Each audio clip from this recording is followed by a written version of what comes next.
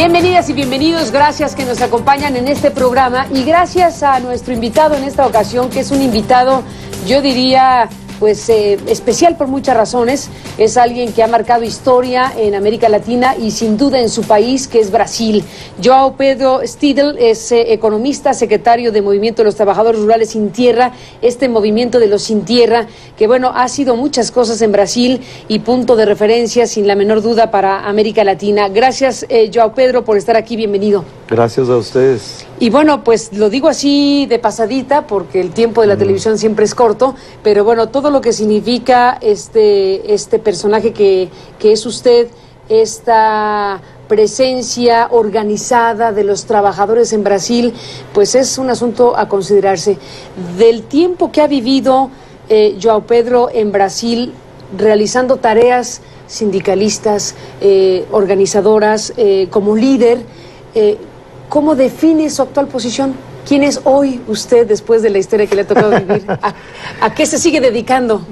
Bien, primero agradezco mucho a la UNAM, la Facultad de Ciencias Políticas, porque me ha invitado para participar ahí en un coloquio para debatir Brasil. Y eso nos dio mucho gusto porque demuestra cómo la sociedad mexicana se interesa por temas latinoamericanos y en particular sobre Brasil. Yo tuve una suerte muy grande que en los años de la dictadura pude venir a México y aprendí muchas cosas en la UNAM, donde estudié gracias al pueblo mexicano. Y cuando regresé, seguí la lucha contra la dictadura. Y en aquel entonces, el capitalismo industrial entró en crisis. Nosotros logramos, bajo la crisis del capitalismo industrial, derrotar la dictadura, porque pusimos toda la culpa a la dictadura. Pero la élite brasileña nos pasó la pierna y en el lugar de la dictadura impuso una nueva etapa del capitalismo que se llamó neoliberalismo, pero en realidad es el dominio del capital financiero y de las transnacionales sobre nuestra economía. Luego ese neoliberalismo no resultó. La gente se dio cuenta que era una trampa y logramos elegir a Lula. Entonces Lula fue el resultado de 20 años de lucha social. Pero al mismo tiempo, Lula, cuando llegó al gobierno, no fue en un proceso de movilizaciones de masas. Ya estábamos derrotados como masas por el neoliberalismo. Entonces Lula llega al gobierno en un ámbito, un clima político de alianza con sectores de la burguesía industrial que había perdido con el neoliberalismo. Y preocupados los brasileños burgueses con la crisis argentina. Entonces los argentinos nos ayudaron a cambiar el neoliberalismo en Brasil. Sube Lula y Lula hace un gobierno de bloqueo al neoliberalismo, pero todavía de composición con sectores de las élites. Y ahí estuvimos esos 8 años, en un proceso de resistencia al neoliberalismo, pero todavía no de cambio.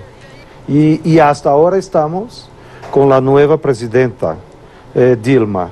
Mientras tanto, en el campo donde actuamos nosotros, el capital internacional se aprovechó de aquel tiempo y trató de acaparar el mayor grado posible de la producción agrícola, de las tierras, y estamos poniendo el monopolio del etanol, los llamados agrocombustibles. Entonces ahora nuestra lucha ahí es más que luchar contra el neoliberalismo.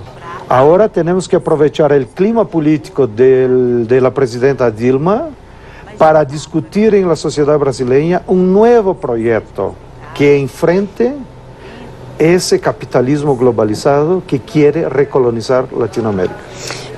João Pedro, es un análisis fascinante de un personaje que fascinó, que fue Lula. Es interesante escucharlo en esta explicación que dice: Lula llega después de 20 años de movilizaciones, y ustedes fueron una pieza clave para la llegada de Lula a una circunstancia. Pero el acceso a la presidencia no es producto de movilizaciones de masas, sino al final una alianza con empresarios y élite afectada por el neoliberalismo. ¿Y qué produjo eso en términos de gobierno? ¿Qué balance hace del gobierno de Lula, que salió con grandes niveles de popularidad, pero para personas como tú y yo, Pedro, para quienes impulsaron a un trabajador que llegó a la presidencia, en este caso en Brasil? El gobierno Lula y el gobierno Dilma de ahora es el resultado entonces de esa alianza para frenar el neoliberalismo. Y en esa alianza los capitalistas siguieron ganando dinero, o sea, hubo un pacto, ¿no? Y por otro lado, el Estado se recompuso, porque el neoliberalismo llevaba todo al mercado, incluso la represión quien la hacía era el mercado. Ahora no, ahora el Estado se recompuso, el Estado brasileño tiene la iniciativa de direccionar las inversiones. El Estado brasileño recauda el ahorro nacional y trata de direccionar para que las élites utilicen ese ahorro nacional en inversiones productivas. Y a la vez, cupo a los pobres un proceso de transferencia de renta. Mire, no es todavía distribución de renta, pero sí transferencia para quitar los más pobres del hambre. ¿Producto de esa alianza? Producto de esa alianza. O sea, Lula entendió que no podía llegar a la presidencia si no hacía esta alianza con el empresariado nacional afectado. En 2002 sí. Y entonces la verdadera victoria que nosotros la perdimos fue en el 89. Si ganáramos en el 89, lograríamos imponer un proyecto popular. Pero fuimos derrotados por el neoliberalismo, por la coyuntura internacional. Entonces, cuando llega Lula en 2002, ya es otra correlación de fuerzas. No teníamos fuerza como movilización de masas para imponer el mismo proyecto. Entonces, Lula representó ahora un pacto. Ya no es el proyecto popular, pero tampoco es el neoliberalismo. Entonces, estamos en una transición. Y esa transición representó ganancias para los burgueses brasileños, pero reparto y transferencia de una cierta renta del Estado, por esa beca familia, por ayuda a los más pobres, que representó transferencia de dinero a 11 millones de familias. Entonces eso sacó de la pobreza a 40 millones de personas y eso equilibró. Pero eso, hasta aquí llegamos. Y Lula salió con el mayor popularidad de la historia de Brasil. Pero eso ahora es insuficiente. O sea, de aquí para adelante, el grande reto de la presidenta Dilma es que ella tiene que impulsionar un nuevo programa para el país. Y ese programa depende de tú controlar el capital financiero y las transnacionales. Lo que estás planteando es la restitución de lo que sería, lo que llamas el proyecto popular. Eso es. En el gobierno de Dilma Rousseff. ¿Y eso crees que ocurre? Déjame hacer una pausa y regresamos. Volvemos.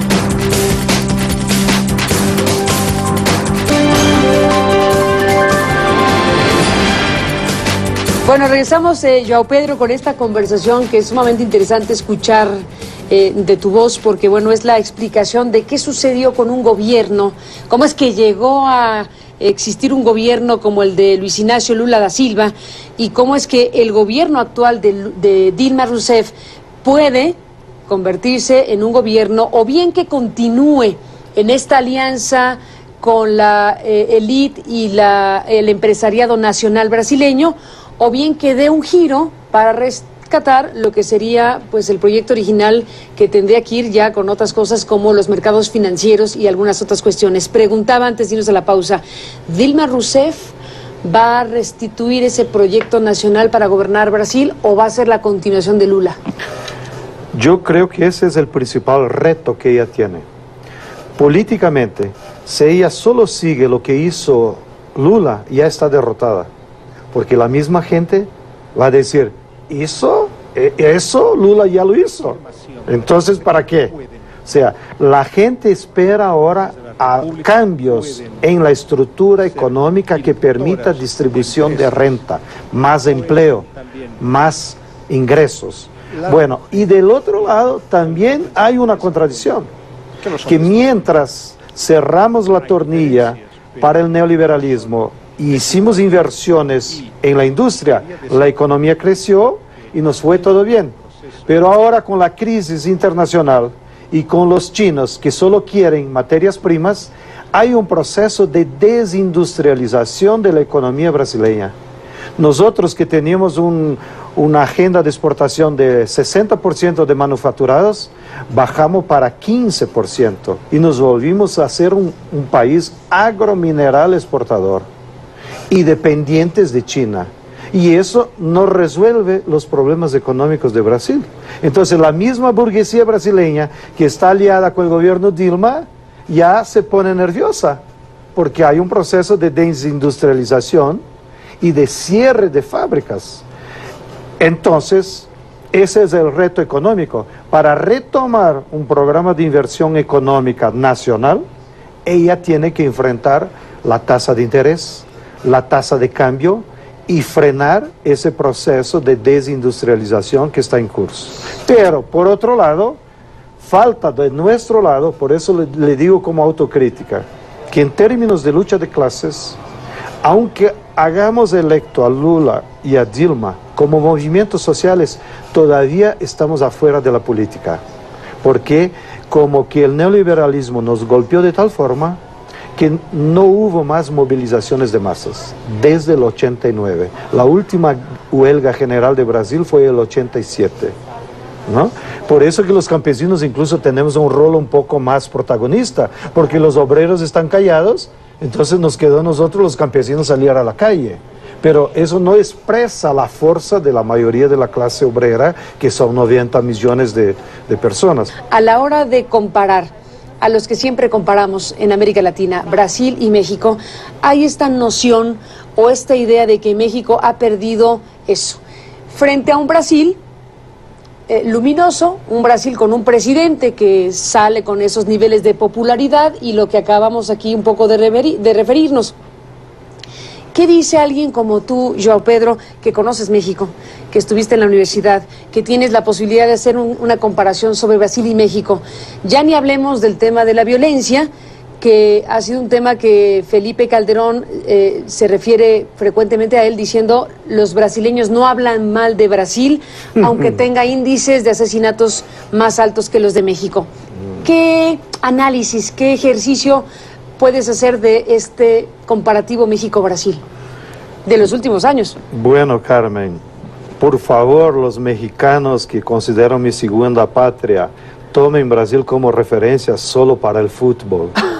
Y con los chicos de los 17 ya está empezando bien. Sí, sí, bueno, la sub-17 magníficos. Todo lo demás no puede ser un referente. Déjame hacer un alto, porque ese es un tema muy importante y ya te empiezo a escuchar algo que merece nuestra atención.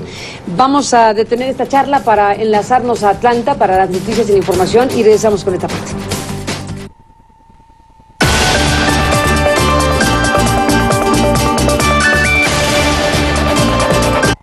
Bueno, João Pedro, seguimos en esta charla. En voz de un hombre como tú, la comparación México-Brasil es obligada. En eso estabas. Yo creo que no es la mejor forma de analizar la realidad latinoamericana solamente comparando los dos. Latinoamérica logró frenar el neoliberalismo con las elecciones de varios gobiernos progresistas. Y de eso, en los últimos 10 años, se produjo una nueva correlación de fuerzas en el continente. Entonces, más que mirar dos países, tenemos que mirar el continente.